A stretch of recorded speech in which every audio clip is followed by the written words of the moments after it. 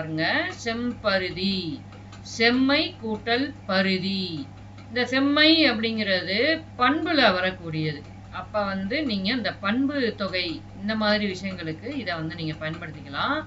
வெறுமனே வந்து பிரித்து எழுதுக அப்படின்னு கொடுத்துட்டு செம் கூட்டல் பருதி, செம்மை கூட்டல் பருதி, இல்ல சே கூட்டல் பருதி இந்த மாதிரி கொடுத்தாங்கன்னாலும் நீங்க வந்து கரெக்டா செம்மை கூட்டல் பருதி அப்படிங்கிறது தான் கொடுக்கணும். இதோட பண்பு தொகையில கேட்குறாங்கன்னா நீங்க வந்து செம்மை பருதிங்கிறது வந்து பண்பு தொகை அப்படின்னு நீங்க சொல்லலாம். ஓகேங்களா?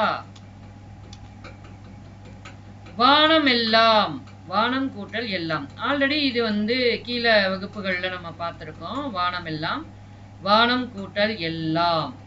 இது வந்து என்ன பண்ணோம்னா வானம் மெல்லாம் அப்படின்னு எழுதும்போது, சேர்த்து எழுதும்போது வந்து வானம் மெல்லாம்னு வரும். பிரிச்சு எழுதும்போது வானம் எல்லாம் அப்படின்னு எழுதணும். ஒருவேளை வந்துட்டு அவங்க என்ன பண்ணுவாங்கன்னா வானம் எல்லாம் அப்படின்னு